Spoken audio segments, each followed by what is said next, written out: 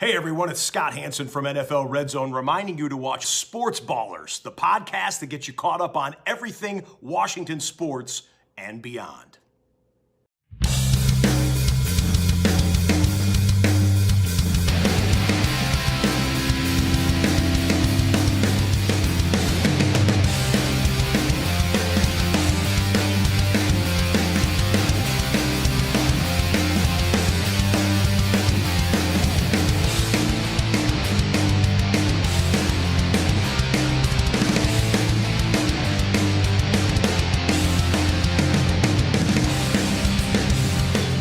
Hello and welcome to episode 202 of the Sports Ballers podcast. I'm Corey Puffett hosting this week's show, and I'm joined as always by Eric Meyer and Evan Ash. How we doing today, fellas? Doing all right. How about you? I'm doing quite well. How are you doing, Eric? I'm great.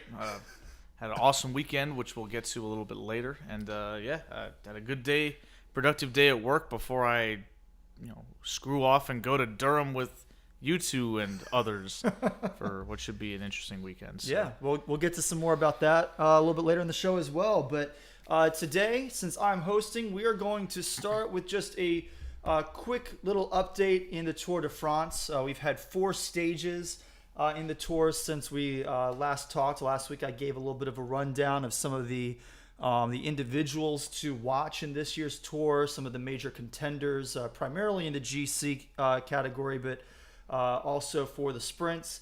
But now that we have 4 stages under our belts and our first rest day, figured I'd kind of briefly go over some of the highlights.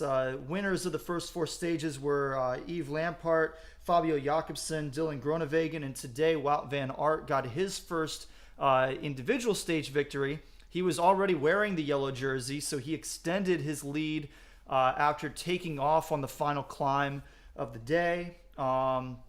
And in fact, that final climb was, I believe, the first points of the King of the Mountains category that Magnus Cort did not win. So that's really kind of the story of the Tour so far this year in the early going is Magnus Cort, the Danish rider.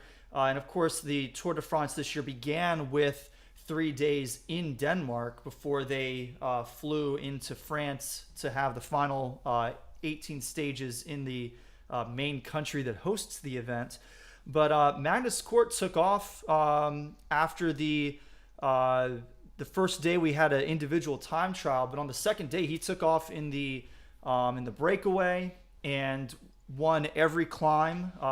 Early in the Tour, you really just have 4th category climbs, which are the shallowest hills that you'll climb in the Tour de France that are actually categorized and give you points in that competition. And so each of them, only the winner over the climb gets any points. Some of the higher climbs you'll have, maybe the winner gets 10, but then the second person across gets 8 points and yada, yada, yada. And then you have like the above category climbs where the winner gets 50 points. Those are the really big mountain stages that we'll have later on the Tour. But these early climbs are all just 1 point for the winner, and Magnus Cort was the first person over every climb on that first day of actual racing. And then on the second day, he took off by himself in the breakaway. So he got each of those climbs just, by the fact that he was by himself in the lead. And then today, he again went off in the breakaway. I've never seen a rider be this aggressive this early in a Tour de France, because when you're going after these early climbs, generally that means that you're not really trying to win this competition for the entire Tour. You just want to hold that jersey for the beginning of the Tour and hold it for as long as you can. You get prize money for every day that you win that jersey, or that you're still the leader in that competition over the course of the Tour. It gives your team some clout. And so that's really what it's about here. I'm going to be curious to see if he even tries to contend for this jersey as we get to the high mountain stages. Because a lot of the riders who are going to be going for that jersey at that point, they're just sitting back. These 1 point climbs are not worth their time. They're not worth their effort. They're not worth the energy early on. They'd rather conserve that and be able to attack on some of the high climbs where you can get, 5, 10, 50 points for being the first person over. So it's going to be really interesting to see how that King of the Mountains contest goes. But the really interesting thing here is that Federico Bahamontes had the record for the most consecutive climbs, being the first one to summit to start a tour with 8 of them. And Magnus Cort wound up taking the first 10 this year. So that's a record that may never go down. The one big difference is that Bahamontes did that on a lot of high mountain climbs early in the Tour de France. You don't really see those high mountains early in tours anymore. Nowadays, you really only see these small 4th category climbs until basically until the end of the first week. You might see a 3rd or a 2nd category here or there, but those are few and far between early in the tour. So big props to Magnus Cort, big props to Wout van Aert for having the yellow jersey. He's probably not a contender to actually win the whole thing, but he is a really good multi-skilled biker. He's going to be contending for the green jersey, and he does actually own the green jersey right now. He's just not wearing it because you can only wear 1 jersey per day. So I believe Fabio Jakobsen has been wearing the green jersey up to this point, but that'll be a fun contest to see how it turns out over the rest of these 3 weeks of racing. But that's my update on the 2022 Tour de France. This is, I believe, the 109th running of the Tour de France, or biking of the Tour de France, however you want to say that. And I don't know why I'm blanking on his last name, but Phil, if you watch the Tour de France, you know Phil's voice. He's the main commentator. This is his 50th year commentating the Tour de France, which is remarkable.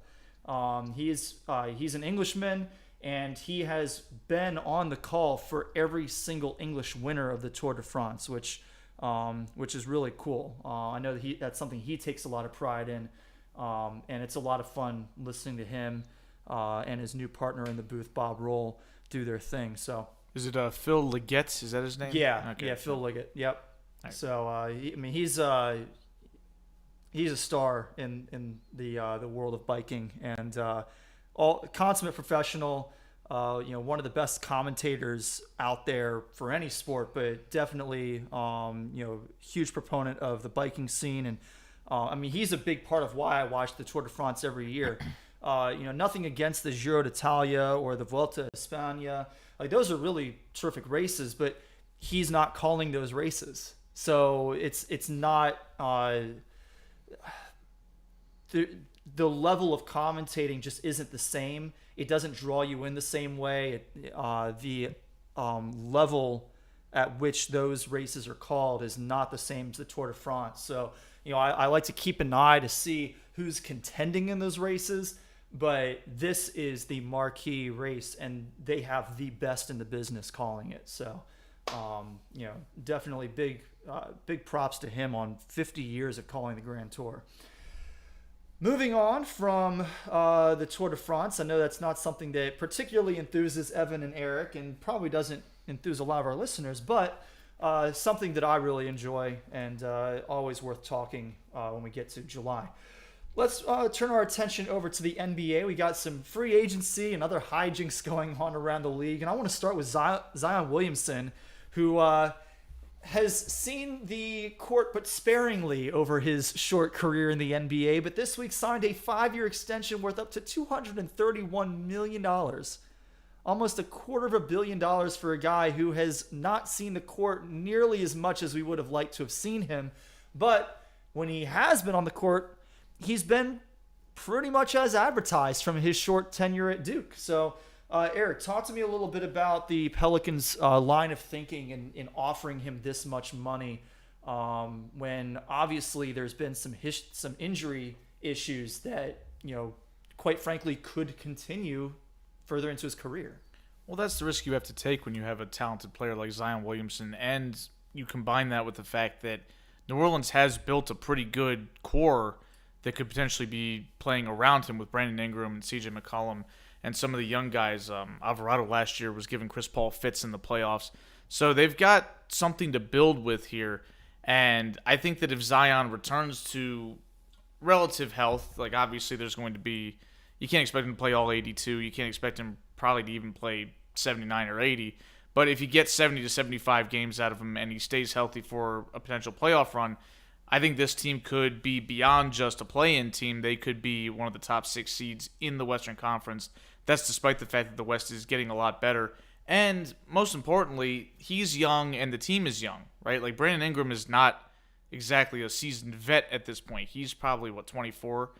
CJ McCollum is probably the guy you would call the vet, but he's not exactly old either. He's been around for a decade, but he could still play for a good number of years if he decides to continue his career there and be the leader sort of as that team as Zion grows and as Brandon Ingram grows. So if you're the Pelicans, this guy has potential to be the cornerstone. So letting him walk or not giving him the max contract where he'd probably get that somewhere else if they didn't give it to him would be insane. And that's despite the injury issues. That's despite some of the criticisms of Zion and his lack of ability to stay in shape at times, which, to be fair, is largely influenced by the fact that he hasn't been able to stay on the court with broken feet. Hard to stay in shape in that case, but obviously the diet is also a big factor as well. But there are parallels to Joel Embiid here, where Embiid he didn't even play his first 2 seasons when he was drafted. He played sparingly in his 3rd season for the Sixers, and he's turned into a perennial MVP candidate and an absolute build the franchise around this star and try to win a championship type of guy. So if you have somebody of that potential, you can't just let them walk because you're scared, right? Like, you drafted this guy number 1. You understood that there's going to be challenges with a young player coming to the league. Even coming out of Duke, he got hurt at Duke. That was a bit of a different circumstance. His shoe literally exploded, so you can't really blame him or say that that's some type of recurring issue. Right. That was a freak accident. But, it was understood that Zion Williamson, there were concerns with how explosive he is and with him playing at the weight that he does. Even when he's fit, he's a big man. And he's a very thickly built man, so he's not exactly going to be Kevin Durant sized out there when he's in the best of shape. And he jumps out of the gym, so you got to worry about his feet, his knees, his ankles, things like that all the time. That's just part of the deal with being such an explosive athlete. But the value you get out of him as a player is so high, especially considering the fact that he was already probably a top 25 player in the NBA at age 20 last year, despite the fact that he pretty much didn't have a rookie year due to injuries, despite the fact that generally you don't see young players, especially guys that play big man type of positions, the 4 or the 5, that typically don't come into the league and have immediate efficacy because you have to learn how to play defense. And playing defense is critical for big men, and that's sort of a part of his game, obviously, where he struggled a bit, but the value he provides offensively with his ability to get to the basket, with his ability to finish at the rim, with his ability to rebound and collect offensive rebounds on his own misses, off of teammates' misses, it makes him a lethal weapon and a great pick-and-roll guy to potentially run sets with CJ McCollum. It's just he's too good to piss him off, which is what you would do if you don't give him that max deal. And he seems like he's committed to the franchise. There were some concerns about, does he want to be a Pelican? I feel like those have gone away at this point. Like, clearly he signed on the dotted line. He's here to stay. And he, based on what we've seen in photographs and things like that, he is very much in shape and seemingly healthy for this coming season. Hopefully that stays that way. If you're just joining us, sorry if you're trying to chat us and everything, but we do have subscribers only mode turned on. If you listened last week or live, you know why, because we were getting spammed with some inappropriate messages in there. But if you hit the subscribe button, you only have to wait a minute before you can jump in the chat. You can let us know what you think of some of our takes.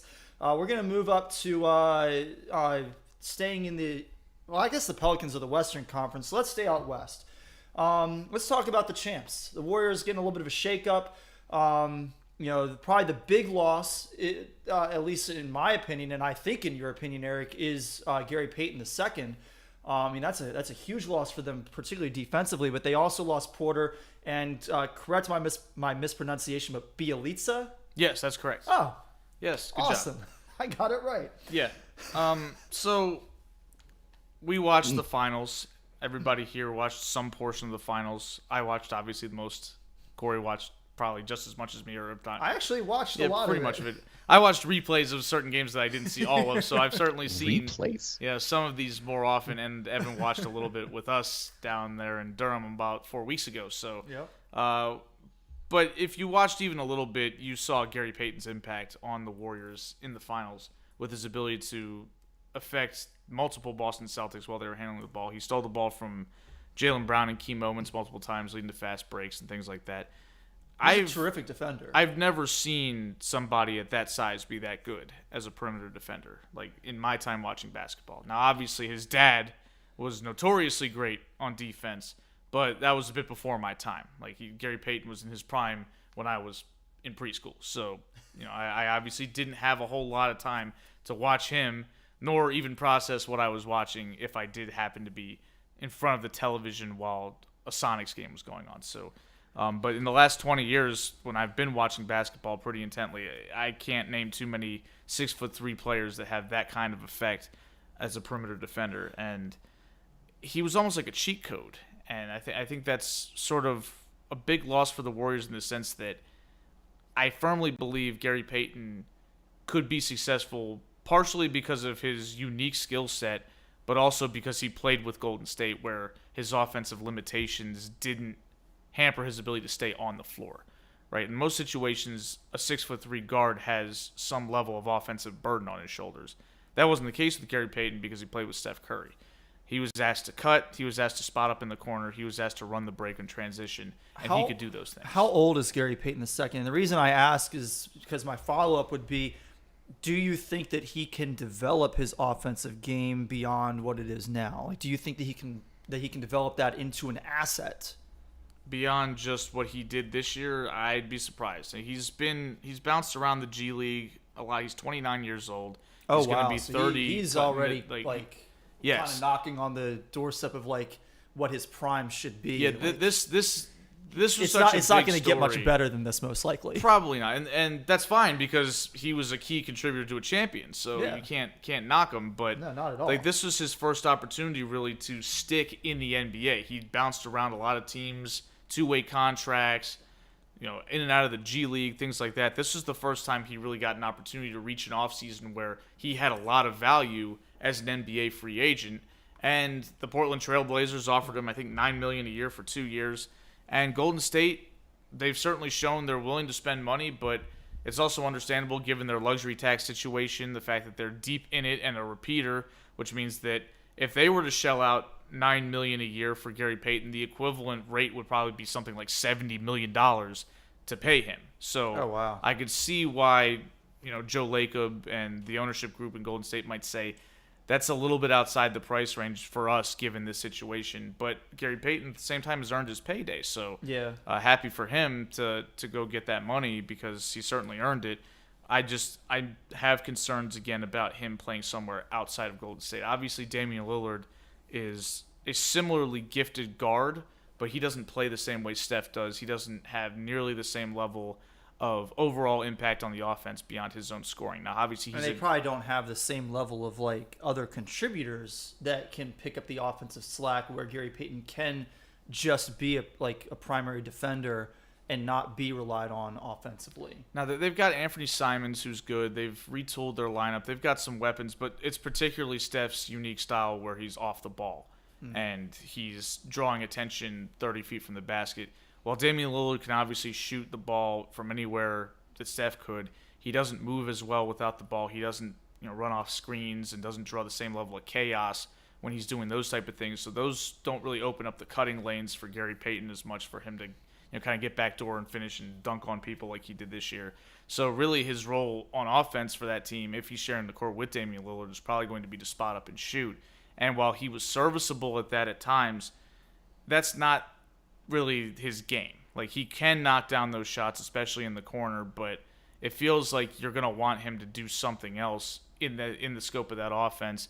And not to mention, Gary Payton is great defensively, but he's not going to single-handedly make Portland's defense great.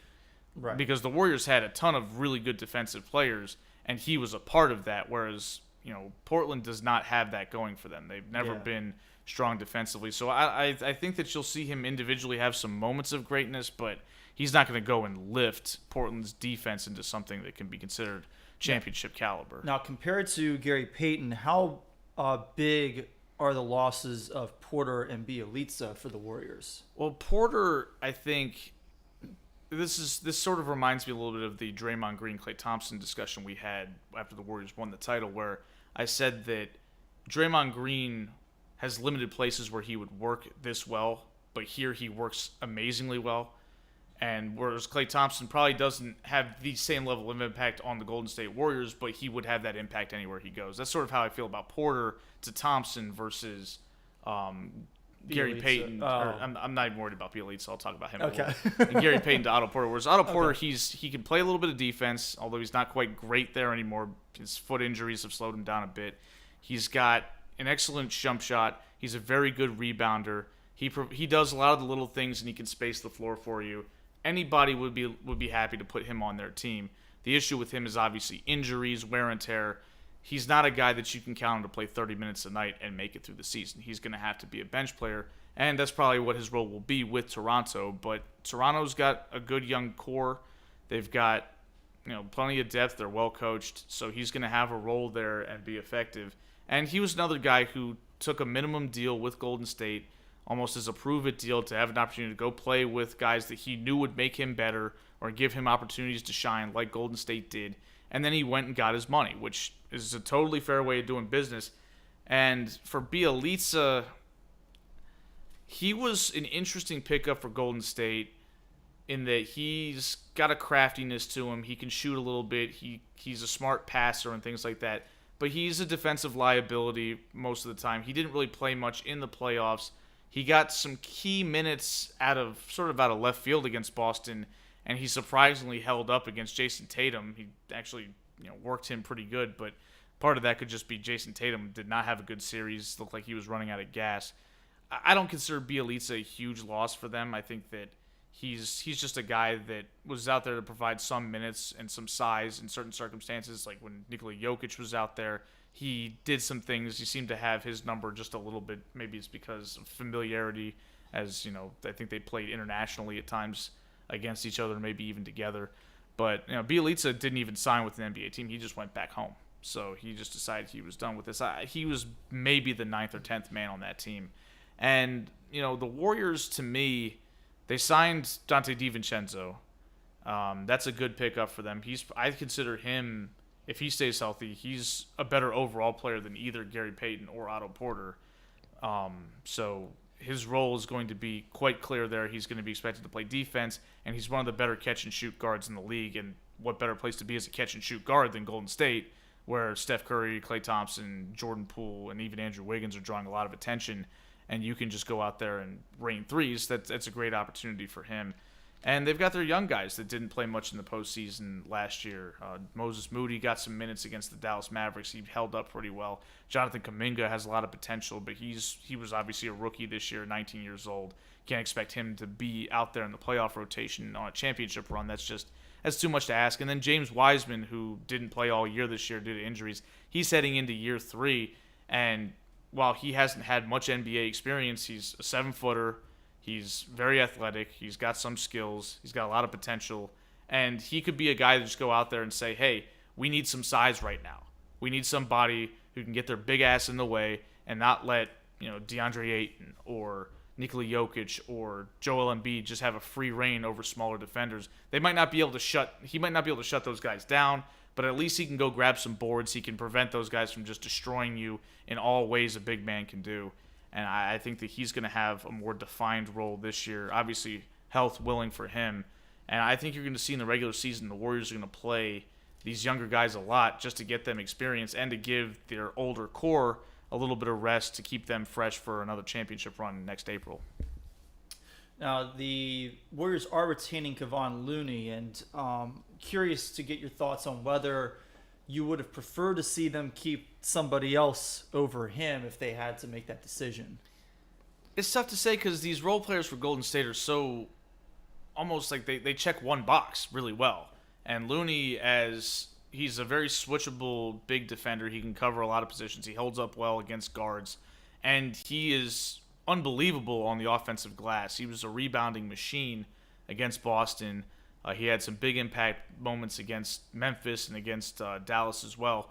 He's just a guy you got to have on your team, and he's another guy who offensively is so limited, but when you've got Steph Curry on the floor, you can actually get away with having him and Draymond, who are both not good offensive players, on the floor and still stay afloat offensively while maintaining the value that those guys provide defensively. So this is a case of where Looney's more valuable to the Warriors than he would be anywhere else. And so but sort of like Gary Payton in that regard, but Looney seemed to be more interested in returning to the Warriors than just getting paid. So he was willing to be more open to just saying, okay, let's work something that's fair for both sides and let's get this done because I want to stay and you want me to stay. Whereas Gary Payton was going to get as much money as he could, and that's absolutely his right, and he should do that. And absolutely. Golden State just wasn't willing to meet that, whereas Looney was more, I want to be here specifically, and so that's why he's sticking around. We won't start to talk about, Warriors' chances of repeat and that stuff until, free agency is over and we kind of have more of a sense of what the roster is going to look like going into next season. But the one other question that we have to kind of look at regarding the Warriors is Andrew Wiggins and Jordan Poole. They are looking for extensions. What are your thoughts on, do they deserve those extensions? Do they deserve the kind of money that they're probably looking for? Should they should the Warriors want to keep them? My understanding of this is that the Warriors are very committed to extending both of these guys, and that might be a little bit of an explanation as to why they didn't pay Gary Payton and why they didn't pay Otto Porter, although Porter was most likely going to leave anyway. Fair, but that wasn't my question. My question was, should they want to extend them? Absolutely. Okay. I mean, Andrew Wiggins I think a lot of people would argue he was their second best player throughout the playoffs. And during the finals, certainly. Yeah, and, absolutely. Throughout the playoffs. Now, I would push back on that a little bit and say Draymond Green, but even worst case scenario, third best guy on a championship team, that guy gets paid. That guy deserves to be extended, and Andrew Wiggins is a different player in Golden State than he was in Minnesota. We've talked about that a lot on this podcast, but not just in what he can contribute to this team, but his attitude, his joy for playing basketball seems to have come alive in Golden State, probably because they're winning and probably because he has a defined role and probably because they don't all blame him when they lose like they did in Minnesota, where he was supposed to be the second coming of LeBron James or something like that, and he just wasn't that player. Here he's asked to be like a tertiary scorer and a good perimeter defender who does the little things and just plays hard. Really good perimeter defender. Yeah, he's become that because he was not known as that in Minnesota, but part of that's the culture of Minnesota. They didn't have anybody to really push him to be better at that, and they said, hey, you've got to go out and score 25 a night, and he would do that, and he would usually take 25 shots to do it. Yeah, and the one guy that could have pushed him to be that, they got rid of. Jimmy Butler. Yeah, Jimmy Butler, who seemingly apparently likes Andrew Wiggins, according to certain people, that he liked Andrew Wiggins, thought he had that dog in him, if you will. But Golden State certainly has brought it out of him, given him a defined role, and he's played very well in that role. I think that it would be ill-advised for them to let him walk. He was looked at for a long time as a trade piece, as a guy who say, okay, this is a money slot that we can fill. Get rid of him at some point. Maybe throw in one of these lottery picks that we have. Yeah, and I think he's earned an end to that talk. The thing that I would push back on and make the case for him being the second best player over Draymond Green for the finals is that Wiggins was actually the best player in a game during the finals. Draymond was not that, and you could make the case that Draymond was one of the worst players for a couple of games of the finals. Oh yeah, I don't dispute Wiggins' impact in the finals. I'm saying you could make a case for Draymond for the entirety of the playoffs for Golden State. Yeah, sure. In the finals, Andrew Wiggins, I think it's a safe bet to say he was the second best player. Yeah. But how about Jordan Poole? You got to keep him. And the issue, as frustrating as he can be. Well, the issue gotta have a pool party, right? The issue with Poole is pool parties that are fun. One, Jordan Poole's defense was absolutely awful, but he's 22. Was he even a traffic cone out there? He was a traffic cone, more of a turnstile, just kind of right by him. But the thing is, he's a 22-year-old NBA player. He has to learn how to play defense, and that's part of the deal. And he probably understands that, I imagine. He understood some of his shortcomings that existed before this season and clearly figured out a way to work on those to become a very valuable piece for Golden State. So I imagine he's going to try to improve on that side of the ball, get a little bit stronger, get a little bit more aware of circumstances and things like that. The issue that comes up with Poole is the fact that he's kind of blocked in the starting lineup because Steph Curry's obviously not going anywhere. And Klay Thompson's not going anywhere. So it's kind of hard, and this is where his defense is going to come into play. If they want to run that lineup where it's Steph, Clay, Poole, Wiggins, and Draymond, he has to be better defensively because as improved as Steph has been on defense, he's only getting older. He's getting his older. His ankles are only getting weaker. Like his defensive prime is behind him. Clay's defensive prime is clearly behind him at this point. Like you are asking Steph Curry. Like the reason why Golden State's defense was so good was because Curry was the quote unquote weak link, and he wasn't that weak of a link. But now you're asking him to hold up defensively, Clay, who has probably been diminished defensively, and now Jordan Poole comes into the mix. And if he can't play defense, suddenly this is looking a little bit leaky here, and now you have to outscore everybody 130 to 120 in order to win games. Granted, with Jordan Poole and Steph Curry and Klay Thompson, you probably can put up those kinds of points. Yes. But, you're not going to put those points up every single night. You're going to have bad nights. And if you have enough of them in a row, then all of a sudden you're out of the playoffs. And it makes the lineup beatable by certain matchups, and that's what you can't have if you're going to play Jordan Poole 30 to 35 minutes a game. And if he wants, 20 to 25 million a year, which on a lot of teams certainly he would be worth that, you're going to want that guy to play that many minutes. And like in the finals, I think he played 18 minutes a game or something like that, specifically because they didn't want him out there getting cooked. He basically played the minutes that Steph wasn't on the floor, and that was it. Yeah. And so there's going to be a time where he's going to want to start, and on the NBA landscape, he absolutely deserves to start. He's a good enough player. He's got all-star potential, but it's just going to be a little bit tougher. And this is why they pay Steve Kerr the big bucks to manage this situation. And this is why Jordan Poole is going to be expected to improve his game so that way he can fit in these lineups a little bit better. But, it's going to come to a head at some point no matter what, as Klay Thompson approaches the end of his deal, where we saw what he looked like this year. He could look better next year after a full off season and actually, coming back. We know how it works in football with that first year off of major injury. There's a little bit of a, gaining it back before you actually get back to full strength. That could be a thing for Klay Thompson as well. He could get better, but we just don't know what to expect from him. And as he approaches an extension time, what do the Warriors do with him if Poole's on the roster earning 20 to 25 million? Basically earning starters money. What happens with Clay?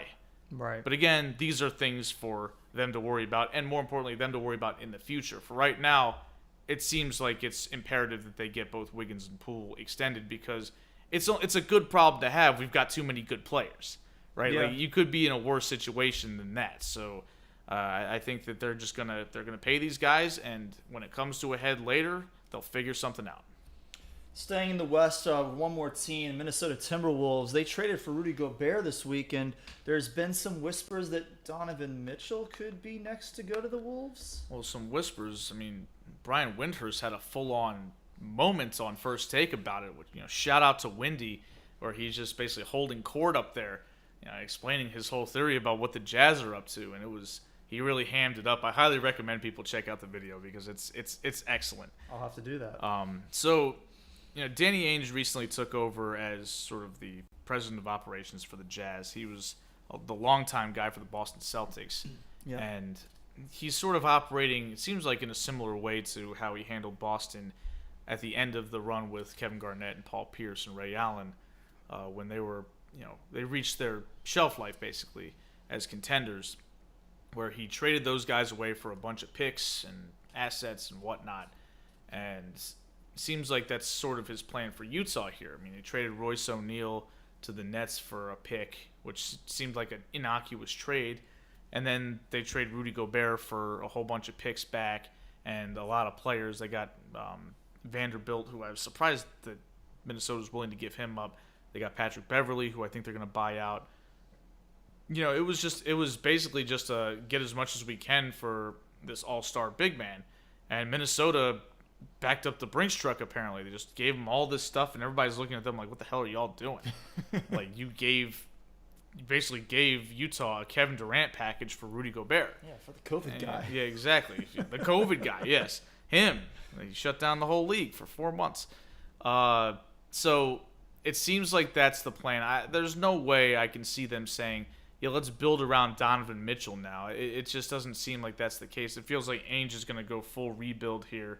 and he's going to get rid of Donovan Mitchell too, because there's a lot of interest for Mitchell. I mean, the Heat have shown interest in him. He could really help that team. There's plenty of suitors for him, and certainly Utah is, shown that they've got a guy who's ready and willing to tear it all down. So I think that's very much on the horizon that Donovan Mitchell's days in Utah are numbered. But I think it's also important to talk about the Timberwolves in this. I mean, they got the big player in the trade, and they're going to pair Rudy Gobert with Karl Anthony Towns. I mean, you've now got 2 centers, and obviously you've got Anthony Edwards as well, and you've got D'Angelo Russell still there, which I don't know how he wasn't in this trade, but whatever. I just don't really know what they were doing, but I'm also intrigued by it because Karl Anthony Towns is not a particularly good defensive player, and he plays a position where defense is kind of critical. Like the sort of thing we talked about with Nikola Jokic, except Jokic has improved his defense, and he's such an offensive force that it almost doesn't matter. But having a perennial defensive player of the year could elevate his defensive game and take some of the pressure off of him. Yeah, and it could also encourage him to sort of lean into maybe some of the areas where he could improve on defense. Like if you're asking Karl Anthony Towns to stop Anthony Davis in the post or Giannis in the post, good luck. That's not going to happen. And if you're asking him to guard on the perimeter on a switch, that's not happening either. But he's skilled and he's big. There's no reason why he couldn't be a weak side help big man who could come over and alter some shots at the rim. And that would help Gobert because in Utah, teams would target Gobert because they would say, okay, nobody on Utah can defend. Like everybody here's a traffic cone, so Gobert always has to come help. And then we can pick on him and get him outside trying to guard some smaller guy. Well, in Minnesota, you've got potentially better perimeter defenders, and you've got another big man who can wait in the paint if they try to pull that on Gobert. And that could be Karl Anthony Towns' role on defense, is to sort of be that guy who can come over and alter those shots in the situations where teams try to pull Gobert out of the paint. And if they don't try to pull Gobert out of the paint, well, then Gobert's the guy waiting at the rim, and that's a disaster because he's the best defensive player at the rim in the league. There's a reason why he's highly touted. But there's just such a level of concern for me with this because Gobert is a big man who doesn't play offense. And I feel like it's just really difficult in today's NBA to deal with small ball lineups if you've got a big man who nobody feels like they have to guard. And Gobert certainly checks that box, and that's a cause for alarm, especially given all the stuff that Minnesota gave up. And what the hell happens if this doesn't work out? I mean, they're going to have to trade somebody, and that somebody's probably Karl Anthony Towns. So I am intrigued, but also somebody said that this is a championship contender on Twitter, and I just literally responded, no, it's not. Like, no, it's not. I have to see it. What if they get Donovan Mitchell? Not getting Donovan Mitchell. They already gave up everything. Utah's got no interest in trading them. And honestly, Donovan Mitchell becomes superfluous because they got Anthony Edwards, who I think, while he's obviously not as seasoned as Donovan Mitchell, he's a guy that they can feel like they struck gold with. He looks like a star in the making. Anthony Edwards, by the way, shout out, star of Hustle. Yes. Did you see Hustle? I know he's in it. I haven't checked it out. I just watched it yesterday with Rashonda. It was good. I enjoyed it. I've been buying Ant-Man stock since before his first game as a rookie. He was funny. They did him dirty though. Is the name of so he isn't playing himself. He's right. playing like a basketball player. He is playing a basketball player, but his first name is Kermit in the movie. Oh, that's nice. Yes, somebody talked about this, like about how back before the Muppets, that there were a lot more people named Kermit and Oscar and Elmo and things like that, and then. Yeah, as soon as you have the Muppets, we can't do that. You can't anymore. name somebody because you're gonna get made fun of. So that's culturally very influential. So shout out to Jim Henson, he a Terp. But anyway, Anthony Edwards is great. I love Anthony Edwards. He's a lot of fun. He's a super talented basketball player, and one of the things that was noticeable about him, he came in with this funny swagger. Like he's a major talker. He's a lot of fun to listen to. But that shows up on the court as well because shows up in the movie. Yeah, because he's a guy that, and I thought it was a problem at first, and I still think it's a problem. The fact that when he was a 19-year-old rookie, he was having to protect Karl Towns from media questions at the presser, where he was deflecting attention away from Karl Towns to him. Yikes. And I'm like, That's not how this is supposed to work. No. Karl Towns is the all-star 26-year-old 7-year vet. He's more supposed to be looking he's out the for veteran. Ant-Man. He's the veteran. Yes, he's supposed to be protecting the young rook. And it's like, no, Ant-Man's got it. He had it since he walked on the floor. Karl Towns, unfortunately, and I don't think it's going to change at this point. I think he is what he is. Yeah. But anyway, yeah, the Timberwolves were fun this year. They should be more fun with Rudy Gobert because he definitely makes them better. But not a championship contender. Don't buy it. Not for a minute. Let's talk about the Eastern Conference just a little bit. Let's start with Jalen Brunson. The Mavericks seems calling shenanigans, accusing the Knicks of tampering. But the Knicks have Jalen Brunson. So talk to me a little bit about that situation, Eric. Well, I don't much care about the tampering situation. It seems like the NBA has already determined that, yes, in fact, the Knicks did tamper with Jalen Brunson. And they're going to do a whole lot of nothing about it. They'll probably slap him with a $50,000 or $100,000 fine, and they'll move on. That's usually how this goes in the NBA. But, Jalen Brunson to the Knicks has been rumored pretty much throughout the postseason as they would be looking at it as being a suitor for him. And Jalen Brunson's a very good player. He was the Mavericks' second best player this season after they traded Porzingis and after Tim Hardaway Jr. got hurt. Jalen Brunson really stepped up and showed that he could be a secondary offensive creator behind Luka Doncic, and particularly when Luka Doncic was on the bench.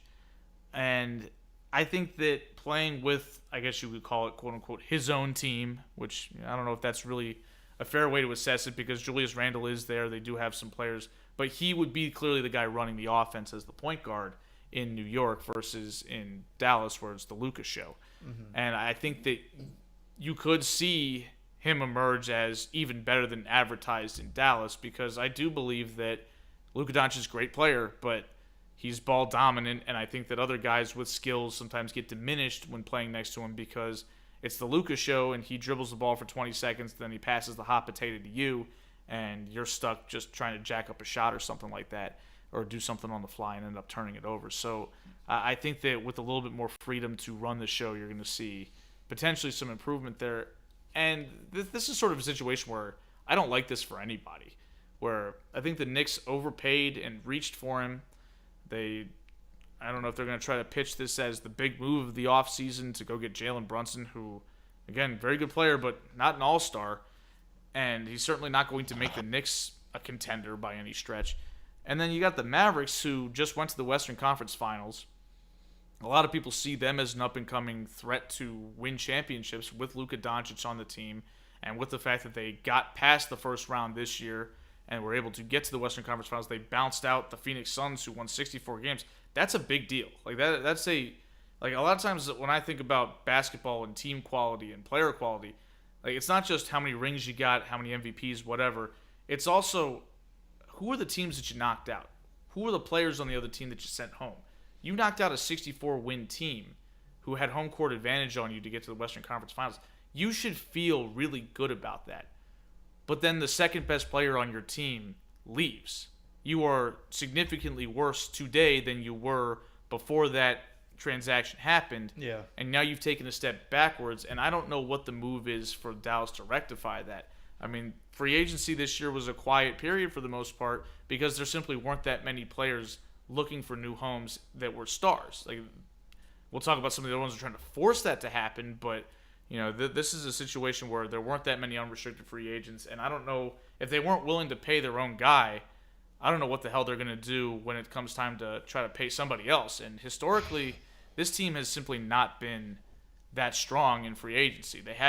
They did not successfully surround Dirk Nowitzki really with a second star player throughout his entire tenure after Steve Nash left. And then Luka Doncic, he's only been in the league for 4 years, but it feels like they've tried things. They tried to pair him with Porzingis. That didn't work. Jalen Brunson was sort of a revelation, but now he's gone. It just feels like this team's spinning their wheels a little bit. And at some point, you've got to turn the focus to Mark Cuban and ask what the hell is he doing. I mean, Cuban is a charismatic owner. I think everybody here has some affection for the Cubes. I like watching him on Shark Tank. I like some of the stuff he does. Seems like a good guy, all of the above. But the whole owning the basketball team thing hasn't really gone that well, all things considered. Yeah. Considering the level of talent he's had with that team and again, they've won some games. They did win a championship, but it feels like they could have been better, and it feels like a big part of the reason why they haven't been is because they just simply haven't been able to go get those key players and make those ancillary moves to surround these star players with that championship level core. Yeah. Rivals of the New York Knicks, the Boston Celtics, defending Eastern Conference champions. They traded for Malcolm Brogdon from the Pacers, I believe. Yep. The thing that confused me about this trade is that the Celtics sent away 5 players and a likely first-round pick for Malcolm Brogdon, and the reports I'm seeing are that they expect to be bringing him off the bench. That seems like an awful lot to trade away for a guy that's not going to be starting for you by your own expectation. I don't know what they're going to do with Malcolm Brogdon. I can't imagine that he's going to be a sixth man throughout the entire season. But at the same time, you have to ask yourself who goes to the bench among the guys left. I mean, Marcus Smart's still there. He just won Defensive Player of the Year. Jalen Brown and Jason Tatum are obviously starters. And then you've got Al Horford, who is ancient, but he just had a really good playoff run and was a big part of the reason they got as far as they did. And then they have the Time Lord, who's going to be a starter. So you got to make a spot somewhere.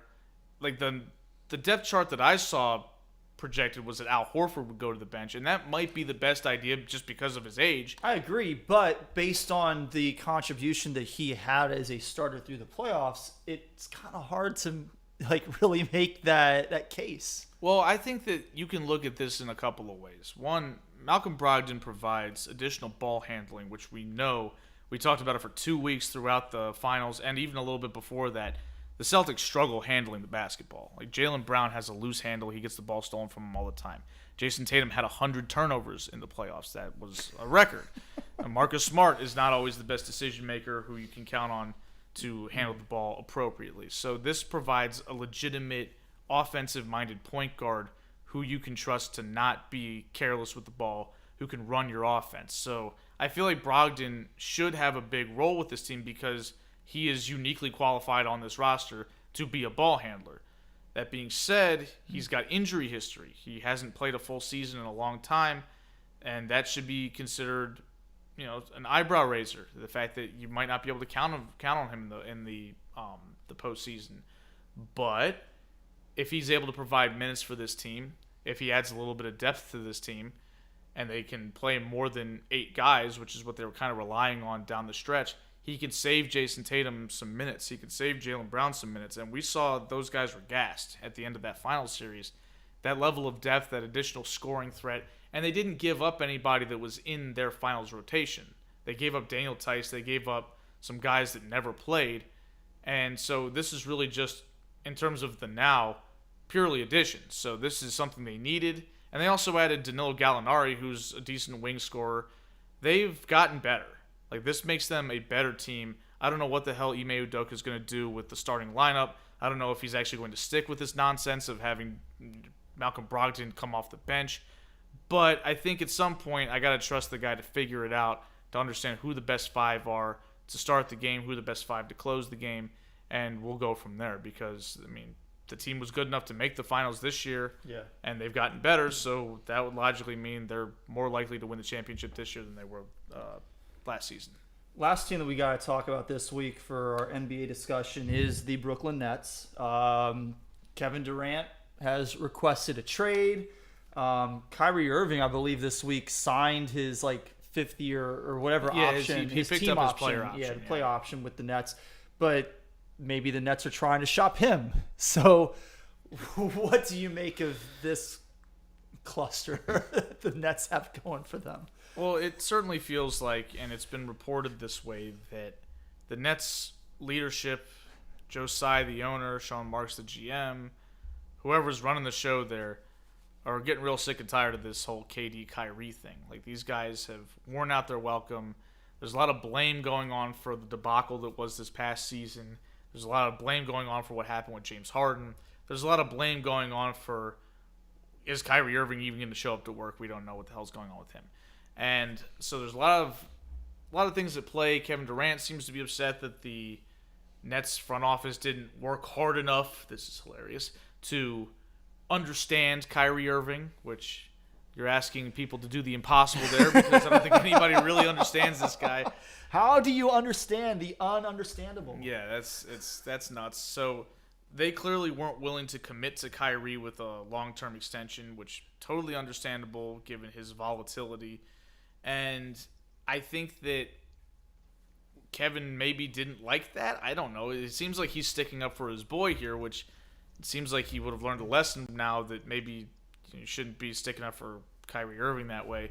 But there's also reports about how KD grew frustrated in addition to watching Golden State win the championship because there's obviously some blowback on him when it comes to that because he voluntarily left that team and a reigning dynasty to do his own thing, and then Golden State kept winning without him. And it's like, you should have stayed there. You shouldn't have teamed up with Kyrie. You're a dummy, this, that, and the other. And so that might have spurred this. But the bottom line is, it's going to be really hard to move KD and get anything you want in return. And the Nets don't seem like they're willing to take 40 cents on the dollar here, which they shouldn't. He's under contract for 4 more years. They don't have to give him up cheap. And then you've got other considerations, something that seemingly nobody knew about, including myself, the rule that you can't trade for more than one player that's on a rookie designated extension. And, well, like at a time or in a season. You can't have more than one of those guys traded for on your roster. You can have up to 2 that you gave the extension to, but if somebody else gave them the extension, you can't acquire more than one in a trade. And, well, that's where that Ben Simmons problem comes in because he's on a rookie designated max extension. So that makes getting a package in return for Kevin Durant difficult because the teams that KD's interested in are the Suns, and the best player that would come back from the Suns is Devin Booker, who is on a rookie designated max extension. And then the Miami Heat, who would probably say, okay, we're willing to part with Bam Adebayo, but Bam is on a rookie max extension. And then you look at even teams like Golden State, who, obviously nobody's going to turn away Kevin Durant, but they're probably not super interested given their history with him and their current status as champions. But the person that would have to go in that trade would be Andrew Wiggins, who, one more time, is on a rookie designated max extension. So the only way they would be able to get any of those guys is if they also move Ben Simmons. But now you're adding $30 million more to the package that you have to add. So it's just an untenable situation. And that sort of leaves the Toronto Raptors, who have emerged as the front runner, if you will, to acquire Kevin Durant. The problem is the asking price is really, really high, understandably so, for Kevin Durant. And they want Anthony Simons and not Anthony Simons, I'm sorry. I'm blanking on his name. Anthony Simons plays for Scotty Barnes. Scotty Barnes, the rookie sensation. He was great this year for the Raptors. The Nets are going to want him in return. And the Raptors aren't willing to give him up. And so it's going to have to be... And the thing is, if you're Kevin Durant, it seems like this entire exercise with Brooklyn, and you can say what he wants about it. Yeah, sure, it was to go play with Kyrie. It was to get out of Golden State and be on his own. But ultimately, it was to win championships. Like, it's a failure if you go somewhere else and fail to win a championship. So his next spot has to be a place where he feels like he can win a championship. The problem is anywhere he goes has to be via trade, and the Nets aren't simply just going to take a bunch of draft picks and a bunch of crap for him. They're going to want a good player or two in return, and that would gut Kevin Durant's prospective team of their talent and make it much more difficult for them to win a championship. So, honestly, at this point, despite all the dysfunction, despite all the nonsense, Kevin Durant's most likely place where he would land, where he could have a real shot at winning a championship, is in Brooklyn. Because they've got Kyrie Irving. As dopey as he is, he's really good. They've acquired some other players, and the Nets have said so. We are planning this free agency process and building out our roster under the premise that Kevin Durant and Kyrie Irving will be playing for the Brooklyn Nets in September and October. And so if they ultimately decide to hold on to these guys, what are they going to do, not show up? I mean, Kyrie wants to be there, quote-unquote, because he opted in, but the Nets don't really want him there. They're willing to suck it up and just deal with him for another year and then send him on his merry way. But if Kevin Durant doesn't want to be there, what's he going to do? Not show up? Not take his $44 million to play basketball on a team that maybe could make some noise if they all just grow up and figure it out.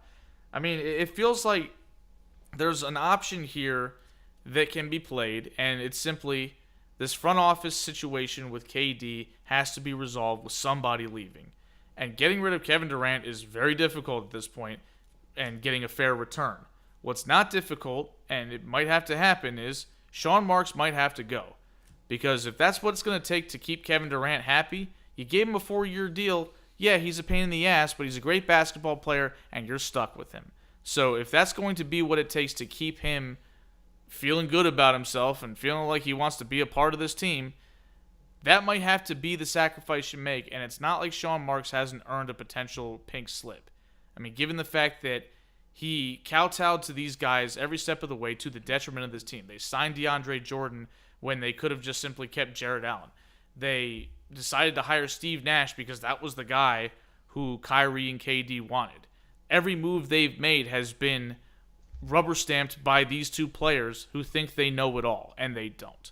So that's on the GM and that's on the owner to an extent for not saying, hey, you're the general manager, you make the calls, they don't run the show here.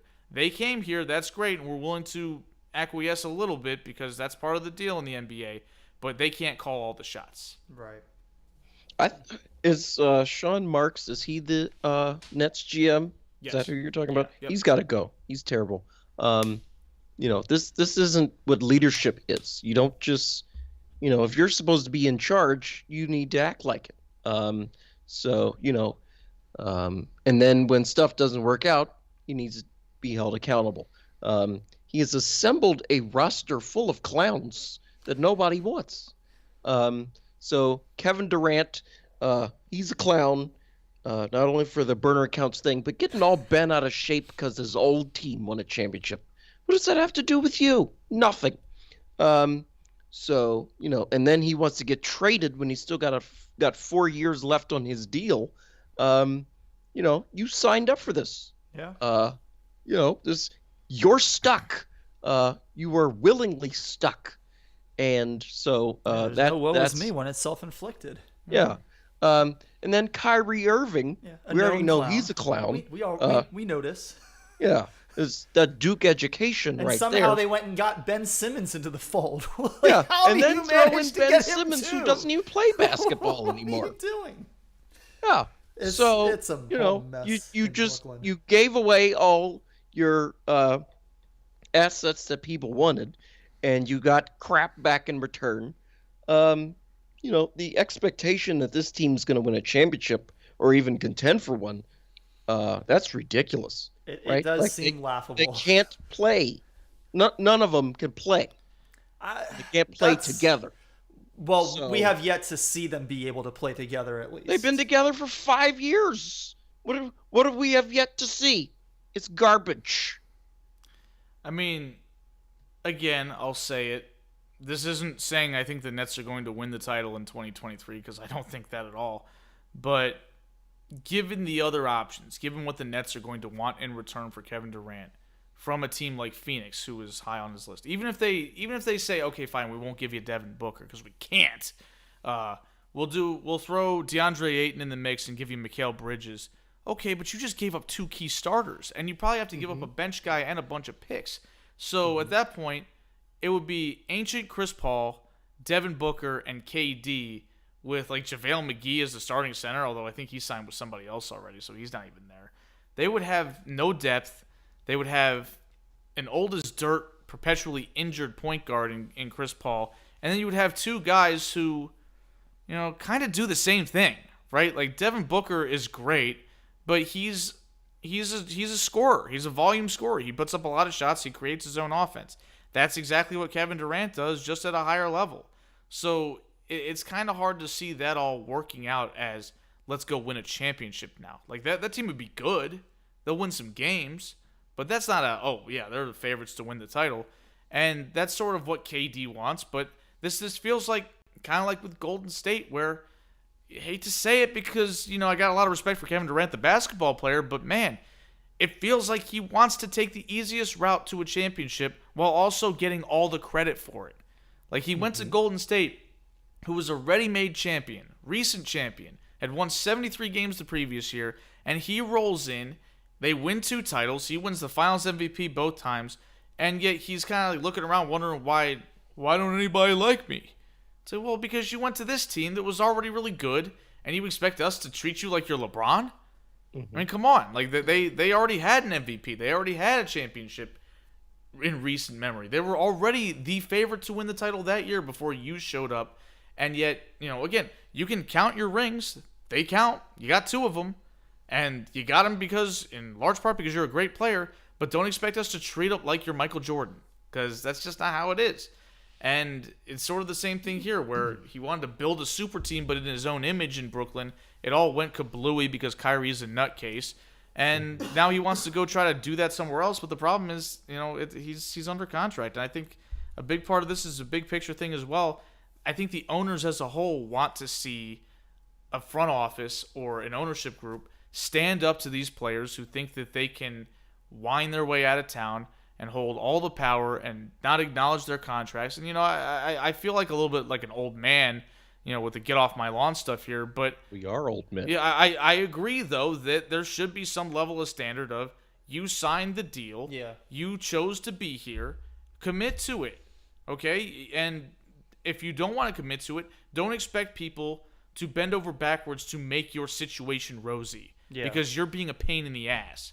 And Well, it's the thing okay is, for the though- Nets to say, okay, we're willing to trade you, but you're being a pain in the ass, and we're not just going to give you up because you want to. We're going to get something awesome in return. I think the Nets, whoever is their leadership, they lack the testicular fortitude or something. Like, they took this hardline stance with Kyrie Irving last year about we don't want any part-time players, but then the Nets start losing a bunch of games, and here comes Kyrie to play only road games. So, they're just going to I mean, Kevin Durant can't expect the Nets to bend over backwards because that's what they're going to do. They're just like, okay, we'll just go along. We are definitely, a pro-player podcast or pro-labor podcast, but there are absolutely times where, when you sign a contract, you need to honor that contract, and you can't call foul when you're the one who's really making your situation worse, all on your own. So it seems like Joe Tsai is the one that's seemingly taking a hard line here and saying he's the owner. He's the owner. He's saying enough is enough, and he's tired of this. Which in this case, I would tell Kevin Durant that on that. Yeah, I would tell Kevin Durant that either plays for the Nets or he sits out this season. So we've spent the better part of the first hour of our show on the NBA, and we do have other topics to get to. If we missed a team, and we only talked about 6 teams here, 3 in the West and 3 in the East. If there's, at this point, I think free agency is wrapping up, or maybe is already wrapped up. But there's some guys out there. But there's still a little bit left to be done. But if we missed a team or we missed a player that you want to hear ours or specifically Eric's thoughts on, be sure to email us, thesportsballers@gmail.com. You can let us know who you'd like to hear us discuss in a future episode. Let's jump over to a little bit of college football news with conference realignment.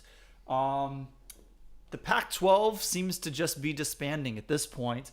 USC and UCLA are set to join the Big Ten in 2024. All these teams that are between the East Coast and the Midwest, and all of a sudden we're going to get a couple of California teams in the Big Ten. Just seems weird and ridiculous to me, but it is, yeah. So, that's what it is. It's what the situation is, and looks like the Big 12 is in discussions to add up to 6 Pac-12 schools. So, yeah, Pac-12 seems to be no more, or at least heading that way. The bigger, Well, go ahead. I mean, talk to me about that. This is such a mess, and it changes every single day. So, like, the Big Ten is going to expand to, I believe, 16 schools, spanning the entire width of North America. Possibly including your alma mater, Evan. Yeah, some guy on Twitter was saying something like, I don't know. So, it's a shaky rumor at best, but it's shaky out there. at the very best. It's in the ether. It's been put out there. It's on the internet. I also would like to announce that our podcast has accepted the Big Ten's offer to join the conference. So starting in 2037, I'll take that. we will be joining the Big Ten as well. So, but in all seriousness, though, this is all about money. It's academics or the athletes or tradition or rivalry. None of that was considered. It's all about how can each school, looking out for themselves, make the most money for themselves. So the Big Ten conference just prints money, and so adding a USC and a UCLA will help them print even more money. They will just keep growing the pie. It will also give USC and UCLA a significant bump in their revenue from their conference. Absolutely, yeah. I think I heard like each school can get like $100 million a year or something. I don't know if it was that high, but I think that it does potentially triple or maybe even quadruple the revenue sharing that UCLA and USC would bring in compared to what they currently get as members of the Pac-12. Yeah, so like, if you're USC or UCLA, you're the athletic director or the president, you see all the zeros in the checks you're about to cash. Like, why would you stay in the Pac-12 then? Doesn't make any sense. Absolutely. You say, oh, well, it's tradition. So, tradition doesn't pay the bills. No, it does not. So, we'll see what happens with this. But yeah, this is crazy. So, Texas and Oklahoma, if y'all remember, they're supposed to be joining the SEC at some point in the future. Yep.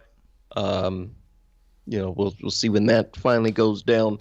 But yeah, this is crazy. It seems like we're heading toward having 4 or 5 16-team conferences and, basically nothing else that matters in college football. I mean, it's soon enough. It's just going to be it's going to be the SEC and the Big Ten at this rate, just two big conglomerates coming Which together. is funny considering that's not even like an East-West. That's like a North-South, basically. You can have Kind of becomes that North way. Conference you could and have South like a Conference. little blob across the top of the states, but then you got USC and UCLA. Obviously, would be more southern. Yeah, a little bit kinda. maybe, but but still, the point is that the Big Ten has now expanded the entire continental United States at this point. They're from East Coast to West Coast, and as stupid as it's going to be to watch USC play in driving snowstorms in Iowa at some point, it's part of the charm. One of my favorite parts about college football is sort of at the end of the season where you've seen these SEC teams beat the crap out of each other. You've seen these Pac-12 teams play each other,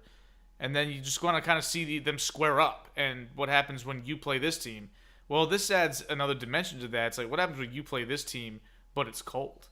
Or it's, what if it's the other way around, where it's like, hey, it's 75 degrees in November, and you're not used to that. You've been practicing and playing. We've seen that happen in the NFL, where teams go down to Miami, and it's hot as hell, and they're like, well, we weren't ready for this. So, it's a similar geographic difference, which is a lot of fun. I did not expect to see the day where UCLA would become the Maryland of the West. Oh, no. Well, hopefully their football team becomes the Maryland of the West, so that way the Maryland of the East might actually win a couple times. Oh, I mean, maybe. Just Yeah. I did not have that on my bingo card, and I don't think Lefty Drizel did either. It's a very good reference. yes, even I get that reference. Let's jump to a little bit of baseball talk. We're 2 weeks away from the All-Star break. Pretty excited for that. Also excited for the return of Jacob deGrom. He's working his way back to the Mets. He had his first minor league rehab start over the weekend, and he struck out 5 of the 6 batters that he faced. Of course, he hit the 6th batter with a pitch, so there is that. But I mean, that's pretty dominant, even if it was, I believe he was in single A. So, he's still little ways away from facing major league batters, but the rehab starts have begun for Jacob deGrom, which is very exciting. I mean, this is arguably, maybe even without argument, the best pitcher in baseball when he is healthy and on the mound. You're hard pressed to find somebody that you'd be willing to put up toe-to-toe against Jacob deGrom. So really excited to see him back. Hopefully sometime in the next few weeks. And not only because he is on my fantasy team, but also because he's just a lot of fun to watch. If I were the batter who got hit, like I would, after I got done screaming and writhing in pain, I would ask him to sign the ball. I mean, right? Hopefully it wasn't a fastball. You definitely don't want to be hit with a Jacob deGrom fastball. I don't want to get hit with a baseball at all. Well, sure. So let's, I know it's my week to host, but Evan, we haven't heard a ton from you yet today, a little bit with the college football, but let's talk about your Orioles. And before I kind of let you go into your whole spiel, you got to talk to me about your boy, Jorge Lopez. What has happened to him over the past week? Last week, I was singing his praises. I was talking about how impressive he has been this season. He's, just been nothing but consistent, whether it's a save situation or just a regular relief appearance. He's been really good since, very early in the season. And this past week was not kind to him at all. And turn was not kind to your fantasy team. So talk to me about your boy. Well, in what should come as a surprise to no one, maybe he sucks. Right? Like, we got this guy off the scrap heap, and we might have turned him into a little something, but, maybe he's not very good. Something too. Yeah, so, he did score. He got his point total up to 0. I believe yesterday. Yeah. Yeah, so he's, he scored 0 points yesterday, which was a huge, and I'm talking huge improvement over the previous 2 appearances. Yes, just atrocious. Big part of why Eric got his revenge on you. Oh Didn't my really God. feel like revenge because my team stinks. Like, My team just laid a spectacular egg, but we'll bounce back and go get him next week. How did you not score 100 points? Because my hitters didn't hit and my pitchers didn't pitch. Like, ain't nothing happened. Right? Like, I think I only used, 2 or 3 starts 4. or something. You used 4, but still, it's a far cry from the 7 that you're allotted. Yeah, Evan hit the quit button sometime over the weekend. He's just like, I'm not even going to bother picking up any starters. I'm just going to punt this one. No, there's nothing there. Like, I didn't even check it on Sunday. But yeah, Jorge Lopez, he was really bad this week. Just didn't get to watch any of the games for a reason we'll get to later. But yeah, he just wasn't good. Along with the rest of the team who wasn't good. So last week we were talking about how great the Orioles were and how they're going to win the World Series and sweep the Dodgers and stuff and just close Pratt Street. Eric tried to tell you to pump the brakes on that. Well, yeah, I mean, I'm not pumping the brakes. I'm slamming the brakes, right? Like it's, they turned back to terrible as soon as we started talking about them. So they lost 2 in Seattle. They lost the last 2 games in Seattle, and Seattle sucks.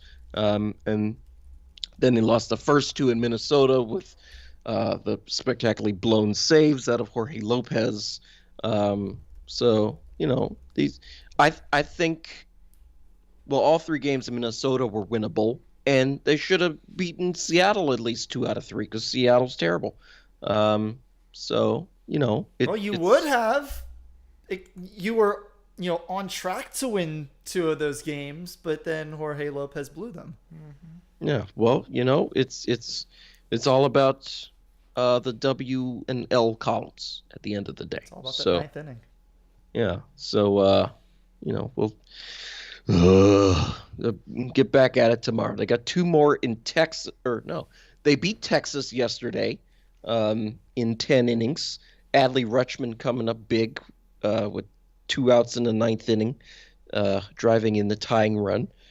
Let's see. And then the score of tonight's game. Well, the Orioles were up 4-0, but now it's 4-3. So still winning. Yeah. Great. Yeah, maybe Jorge Lopez will come in for a relief appearance tonight. Oh, could we remind Jorge Lopez that it's called relief pitching? Relief pitching. So they got 2 more against Texas and then 4 at home against the Angels. So, we'll see what happens. I mean, these are some other bad teams coming into town. They should beat them, but the Orioles are also bad. So that's what's going on with the Orioles right now. My Yankees are 4-2 since last week's show. They wound up not playing 20 straight games because weather postponed Friday's game and forced a Saturday doubleheader in Cleveland. They won both of those games. Then they had their first scheduled off day in 3 weeks yesterday. So they're starting a 2-game set in Pittsburgh today. They're currently losing 4-1. Aaron Judge hit an RBI single in the top of the 5th. They're currently in the 6th inning. See what happens there. But, the Pirates are not a team that you really want to be losing to right now if you're the Yankees. And then they have a 4-game set in Boston later this week. Boston has moved up to second place in the AL East, 13 games behind the Yankees, which is actually no longer the biggest gap between first and second place team in Major League Baseball because the Astros are leading the Mariners by 13.5 games. The Yankees have one thing that they've done a really good job of all season. They did a good job of this past week. Those 2 losses, they did not follow them with additional losses. They only have 4 back-to-back losses all season. Or I guess that maybe that's not the best way to word it. They've only followed up a loss with another loss 4 times this season, which is the fewest in the majors. And they are 6-1 in their last 7 games following a loss. So that's one thing the Yankees are doing a really good job of, even as their win pace is slowing slightly. They are still on a 117 win pace. The next highest right now is the Astros, who are on pace for 106 wins. The Yankees are 5.5 games ahead of the Astros in the standings. They're 8 games ahead of the Mets, who are the best team in the National League. So that's kind of where the Yankees are at right now. The Dodgers have passed the Mets by half a game. Oh, have they? Yeah. The Mets have 1 more loss. Okay. You're right. I see that now. In any case, one big difference between the Yankees have a 13-game lead over Boston and the Astros have a 13.5-game lead over the Mariners is that the Yankees have that lead despite the fact that the Red Sox are 10 games over 500, whereas the Mariners are 2 games under 500. So Yankees still far and away the best team in the majors right now. Really hitting the ball well. Pitching needs to kind of clean up a little bit. I think just the fact that they played so many games in without a rest day, eventually, your pitchers are going to get a little bit tired, and you're going to see them give up a few more hits and a few more runs as a result of that. But the offense has continued to perform and to keep them in games and to help them to win most of those games. So, still enjoying life as a Yankees fan right now. Let's see. Not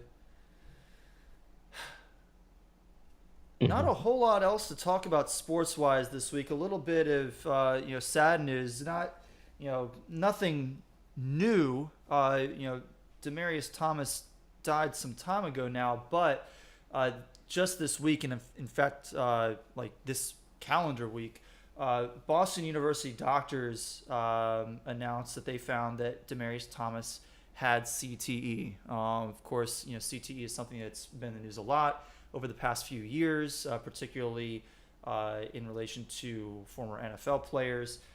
It is basically a degenerative brain disease that you can only detect after somebody has died. You can only detect it through the autopsy process, and they detected it in Demaryius Thomas. The thing that's kind of different in this case is that usually when we talk about a player who is found to have CTE, it's a player who committed suicide. In Demaryius Thomas's case, while Fulton County, Georgia coroners have still not ruled on his cause of death, the belief seems to be that it may have been related to why am I forgetting the word for it? Seizures that he was experiencing following a car crash. And so we don't know if his death was tied in any way to CTE. Doctors have said CTE does not cause death. It certainly can be a factor in mental illnesses that have led to some former players who have committed suicide. But it in itself does not cause death as far as doctors are currently aware and as far as the science currently says. But it's just another reminder of the severe health and particularly mental health impacts that the sport can have on players, and of the progress that still needs to be made in the sport to try and make it safer, and why it's so important that we try and make the sport safer. I don't know if you guys have any additional thoughts you'd like to share on that, but I thought it was worth bringing up on the show. I don't have anything to add. I mean, it's obviously an ongoing issue for the NFL, and the reality of playing a collision sport is that you're going to have players that have degenerative brain issues, and it's not something that's simply going to go away. It's not something that you can make go away while still playing football. So we have to ask ourselves as football fans and the NFL as people that administrate professional football, how much is worth it, and what are we willing to accommodate as far as players suffering as a result of this sport. And we've obviously pushed for better regulations, better equipment, better rules, all of these things to try to mitigate the circumstances, but there's simply no way to completely remove head injuries from professional football. Yeah. So, before we get out of here, some non-sports stuff. If you've been listening to the podcast over the last few months, you've probably noticed that we like to talk a little bit about some of the stuff that's going on in our personal lives at the end of our shows. And Evan and Eric took a trip out to Ohio and Kings Island this past weekend. So why don't you guys fill me and our listeners in on some of that good time you guys had out there? All right. So about a week ago, we had planned a trip to Kings Island, or we had decided we were going to go, and then I had looked at the weather and it looked like rain, so then I canceled. And that was when we decided to go to the Bowie Bay Sox game last Friday. But then, a couple of days later, the weather had completely cleared. So, I obviously still wanted to go. I'm like, well, how are we going to do this? So I texted Eric and was like, how would you feel about getting up super early on Saturday and hitting the road to Ohio? And he was like, I think you said PI, which is per inquiry. I think that's what that means.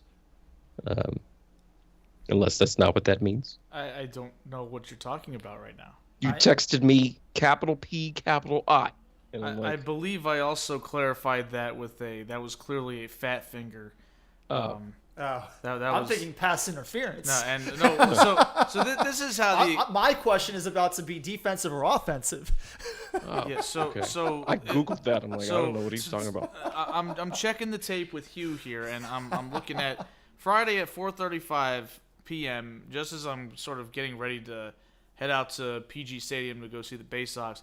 Evan sends me this text that says, I know this is crazy, which is always a great start, but I have half a mind to go to Kings Island tomorrow anyway. Leave here at 4 a.m. Park is open till midnight, which was not true for Saturday. No, it was not. So I responded, LOL, that's a pretty quick turnaround, basically saying nicely, I'm not getting up and driving to your house to be there at 4 a.m. That's insane, especially going to the ballpark with the game not ending until 9:45. So yeah, I know it was insane. That's why I started. This is kind of crazy. That didn't change anything for me.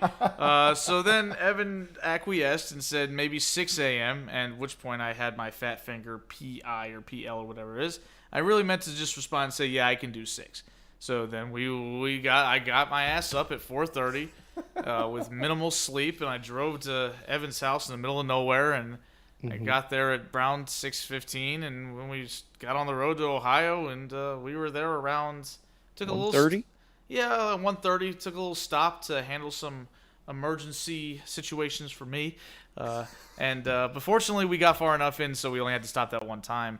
And we ended up at Kings Island around 1:30 or 2 o'clock or something like that on Saturday afternoon, and then hit the park up that day, and then we're there until 10 o'clock, then went back to the hotel that we before you went back to the hotel, you got to fill our listeners in on the fast food situation. Well, we actually went to the hotel before we found out. Oh, did you? It was closed, yeah. So this is the only blemish on the trip, as far as I'm concerned, is the fact that the amusement park had several fast food spots right outside of it, basically, like within a half a mile of the entrance to the park. For obvious reasons, this is where you would put fast food places on the highway, right outside. off the highway. Yeah, right off the highway at an amusement park where you're going to have potentially thousands of hungry people pouring out at 10 o'clock or 12 o'clock or whatever time at night, only to find out that the McDonald's was closed. It closed at 11 on Saturday night. It closed at 10. Closed at 10, I'm sorry, on Saturday night. The Taco Bell was closed. At 10. Was there a Burger King there too? Yes, Yeah, it was Burger closed. King was closed. The only place that was open was Wendy's, which was open until midnight on Saturday, but they closed the next day, or we were out of there at midnight anyway. I got the funniest text I may have ever received as it relates to fast food when Eric said, yeah, they were out of fries, so I got a side of burgers with my burgers. Yes. Yeah, that was true. Yeah, that's I looked 100% at that, I was like, what? Yeah, This? So Evan and I got into the drive-through line at Wendy's, which was obviously slammed because it's the only place open, and you've got a bunch of people leaving Kings Island, so the drive-through was insane. We finally get up there. Evan puts his order in, gets like a burger, some type of burger with large Dave's fries, single, and a drink. And then I say I want no triple baconator. I said I ordered a bacon double stack with cheese and whatever accoutrements I wanted on there, and I also wanted some baconator fries, which were basically just cheese bacon fries, which are really good. They sound really good. Yeah, they looked delightful. I got them on Election Day in 2020. Fun fact. That's a story for another time. But I wanted those and obviously a drink. So I told them, I gotta get the baconator fries. They're like, yeah, we ain't got any of the cheese sauce or whatever. And I was like, all right, well then just give me some normal fries. So that's fine. Then we go up to the drive-thru. We get up to the window, and that's when they decide to inform us, oh, by the way, the fryer's broken, so there's no fries. Do we want some chili instead? And we were both like, no, we don't want any chili. We wanted fries. And Evan tried to negotiate for some chicken nuggets, but obviously that was a no-go because the fryer wasn't working, so you can't really make chicken nuggets without those. So Evan finally just said to him, "You got like any just junior burgers or whatever?" And they threw those in there, and they were nasty and cold and not really fully decked out with the condiments. They only had ketchup, pickles, and onions on them, which is weird. No cheese, no mustard, none of that. I was like, wow, that was awful. That was just a really awful situation that we didn't partake in the next night because we went to Waffle House instead. So it was better. Yes, much better at Waffle House. Yeah, Waffle House, God bless Waffle House. They should have just gone there in the first place. Well, probably. We wanted to get to bed though because we were tired and we had to get up the next day, so we wanted just something quick and Fair. But yeah, other than that, the park was great. Evan obviously is the more seasoned coaster enthusiast than me, but Evan got his coaster count to 177. Yes, 177. Yeah, mine's hanging out at I think it's at 87 now. That's not bad. 88 maybe? I don't know. I have to double check. Oh, what do you think's going to be number 100? I don't know. It's probably something in Busch Gardens, I would guess, but we'll find out. I don't know how many coasters they got down there in Tampa. Oh, Busch Gardens, Tampa. Yeah, that's. Oh, okay. Well, actually, it depends on if we can get on one of the new rides at King's Dominion, the Tumblini or whatever that is. But we'll see. But yeah, it was a great time for me.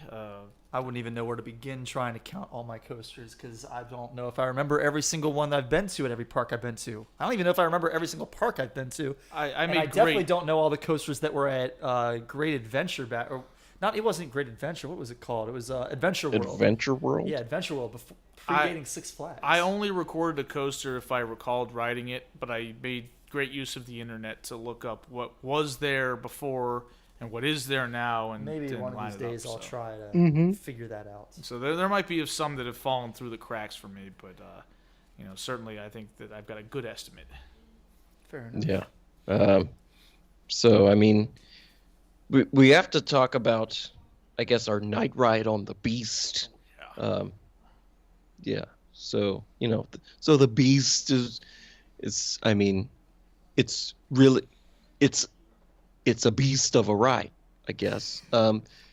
It's just really long. How long is it? Like, how many minutes long?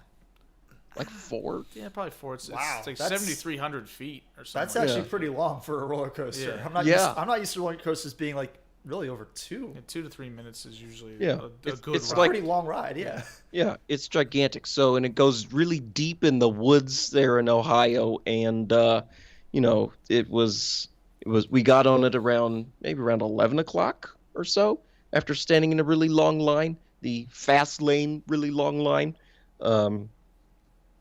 Oh my God, just blown away. That thing was insane. It seemed like it was going so fast. I couldn't see where we were going. I couldn't see my hand in front of my face. I couldn't see Eric. I couldn't see if we were in a tunnel or not. It was just going fast and then turn and then fast and then turn. Like, oh wow. That was just amazing. But like the Beast during the day I find it to be kind of tame. It doesn't really have a whole lot of airtime or positive G's or laterals. It's just fast and has turns. And But at long. nighttime, the speed with all those turns, when you amplifies. can't see anything. Yeah, no, I mean, speed on a roller coaster at nighttime definitely amplifies. Yeah. And it started getting a little cool in the evening as well. So like the cold air on your face makes it seem like it's even faster. I'm surprised my voice has recovered as much as it has. Yeah, between that ride and all the rides on Mystic Timbers, Evan was doing a whole lot of screaming. Mystic Timbers, yes. My No, goodness. that's actually a good roller coaster. Lots more speed and turns, but actual airtime Yeah. on Mystic Timbers. So the last thing to talk about this week, we're actually going to be off for the next 2 weeks. I think this is going to be the first time since we started this podcast almost exactly 4 years ago now that we will have back-to-back weeks without an episode. And the reason is because I won't be around and Eric is too lazy to learn the equipment. Let me be clear. I'm teasing. Let me be clear. If you were getting married for God knows what reason in the fall, and we had to miss a couple of weeks, or I had to learn this to like do football episodes, I would suffer through and learn how to do this. This is the ideal time to take off. It is. NBA free agency is pretty much a wrap. Baseball is just going to the It's kinda All-Star taking care of break. itself right now. Football hasn't started up yet. This is of all the times to take 2 weeks off. This is it. I mean, the fact that we haven't had weeks off in years, literally, including in the pandemic where there were literally no sports. I think we can, haven't. We have not taken like a 1 week break. We've probably taken one over the past 2 full years. Yeah, it's been pretty consistent. Yeah, it's been consistent. So I mean, even this year, I mean, you think about it, we have 52 weeks in a year, and even taking these 2 weeks off, we're gonna wind up with 51 episodes for season 4 of the Sports Bars podcast because we'll have one more the last week of this month, and it's the first week of July that marks the beginning of August that marks the beginning of our seasons. So okay. yeah, so getting ready for season 5, people. We're gonna be 5. through 5 seasons of the Sports Bars podcast before we even get a 5th season of Stranger Things. Stranger Things started 2 years before our podcast started. So Yeah. Oh, they need to get on it then. Yeah, they What do. are they doing? But I'm getting married this Sunday. Really excited about that. Still some things to finish up this week. It's getting a little bit stressful and nerve-wracking, but we're really excited. We're gonna head down on Thursday. We'll meet with our officiant Thursday evening, go over the vows and that kind of stuff, and then weather permitting, we are going to go to a Durham Bulls game on Friday evening. We'll have to see how that goes because right now they're calling for a chance of storms on Friday and Saturday, and possible rain on Sunday. Which I can live with at least overcast skies on Sunday, and if it comes with a little bit of rain, I'll take that over 95-degree excessive heat in the sun in Durham, North Carolina. So. but it's going to be a really fun weekend. We're looking forward to that. And then Rashawn and I will be going on a honeymoon up to Maine, New Hampshire, and Vermont. So I'll be out of town for a couple weeks, and we will take a 2-week hiatus. And then we'll be back the last week of July with episode 203, and that will wrap up our 4th year of the podcast. So Are you going to get any Bernie Sanders style mittens while you're in Vermont? I had not thought about that, but now that you say something, I might have to. You have to have good mittens and a good coat if you're going to be in Vermont. Now, I got to ask you, Evan, because we're planning to ride a mountain coaster while we are up there. Have you ever ridden a mountain coaster? I have not ridden a mountain coaster, no. So I might actually beat you to that. Yeah, I've driven by one, I think. There's a couple of them in Pigeon Forge, Tennessee. That does not surprise me. Yeah. It sounds like exactly this kind of place that would have mountain coasters. Yeah, it has mountains and it's real touristy. Yeah. But no, I haven't ridden an alpine coaster. No. Yeah, no. So we're thinking about doing a mountain coaster. We're looking at taking a gondola up to the top of a couple of mountains, doing a little bit of hiking up there. Stay for a few days along the coast in Maine. Apparently, Route 1 in Maine is a lot like the Pacific Coast. Was it PCH? Yeah, Pacific Coast Highway.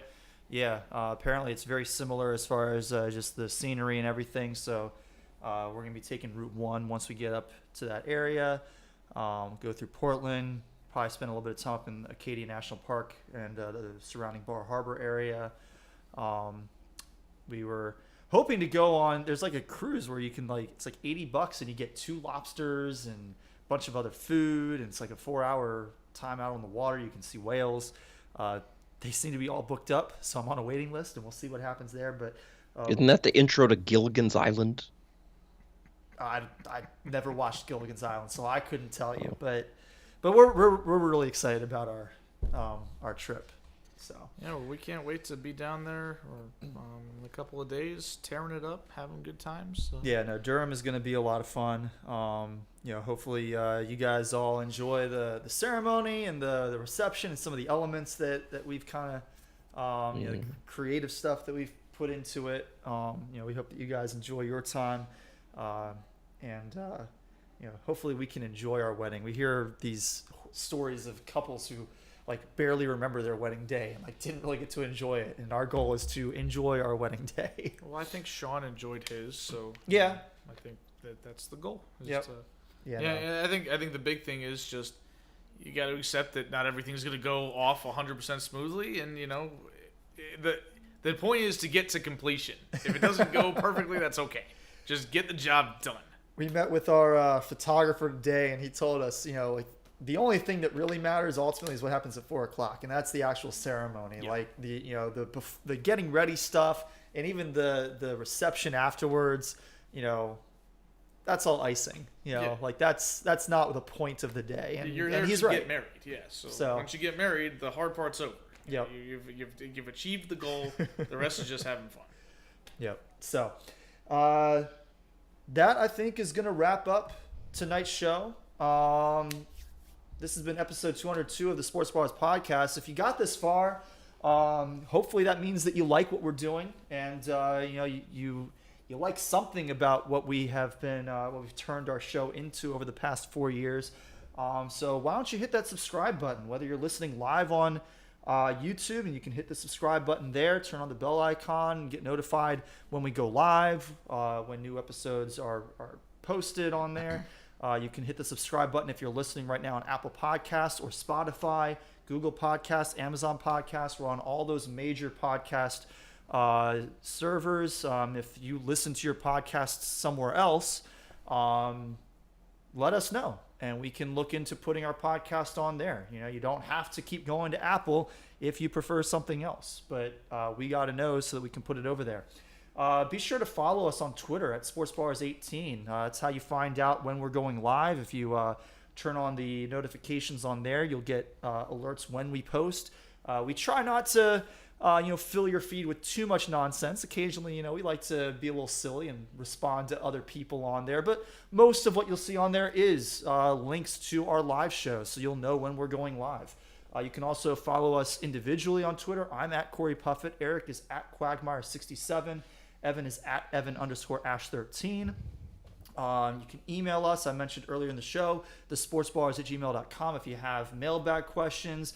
If we missed a team or a player in NBA free agency that you'd like to hear our thoughts about when we return from our 2 weeks off, let us know there. And we'll be sure to add it to our show notes, and Eric will give his thoughts on those moves. Same thing goes for baseball. Anything about the upcoming football season. If you are a Tour de France enthusiast like me and you want to hear my thoughts on a particular racer in the Tour de France, I'd be more than happy to oblige.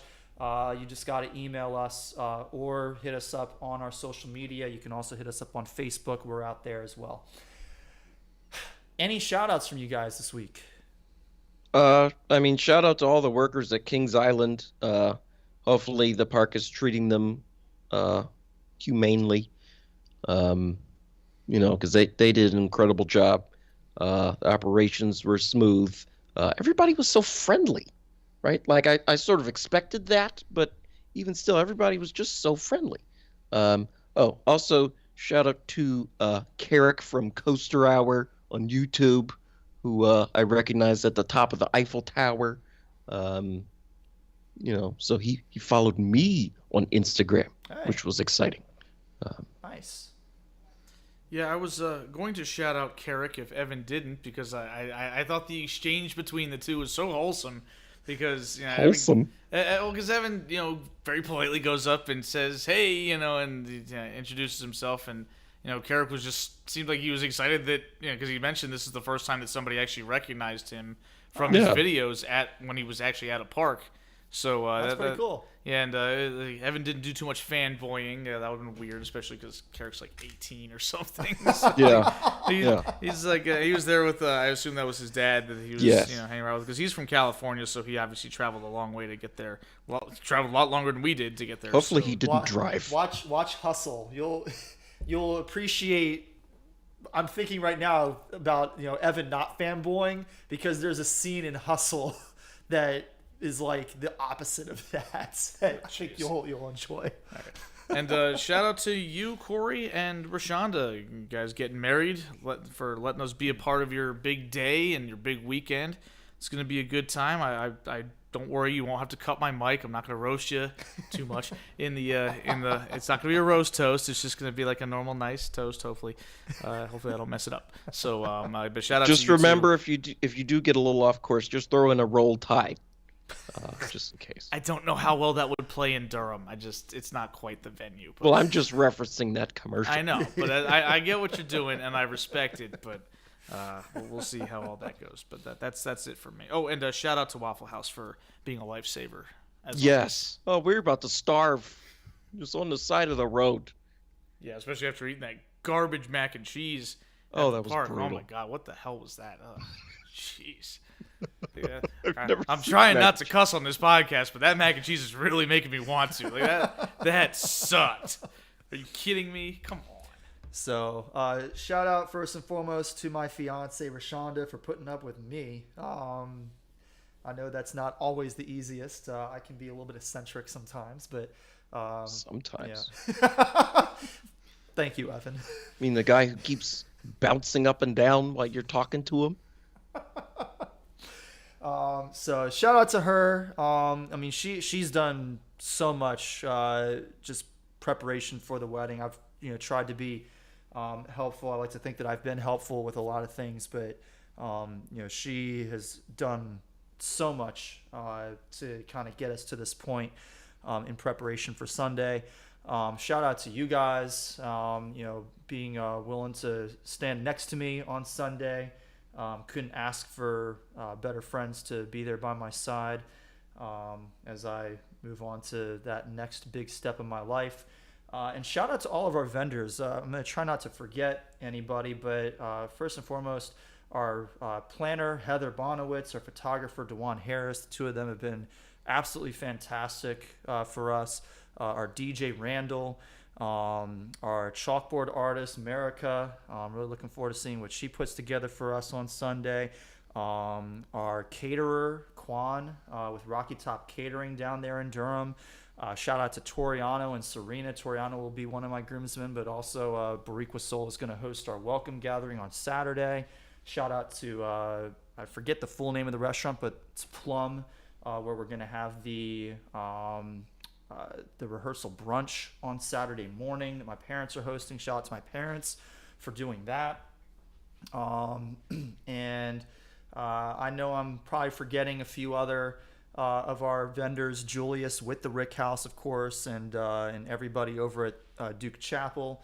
We're really looking forward to Sunday. It's it's been a lot of moving parts, a lot of things to try and keep together and put together and figure out logistically. But we have a really good group of vendors that we're really excited to work with, and they've made the process as easy as I think they possibly could have for the two of us scatterbrains. So shout out to all of them. But that is going to do it for us here with episode 202 of the Sports Ballers podcast. I already went through all the places you can follow us and subscribe and all that, so be sure you do that. We'll be off for the next 2 weeks, but we will be back on, what'll that be, July 26th with episode 203. Until then, stay safe out there. Wash your hands. Be polite to people. Bathe. Bathe.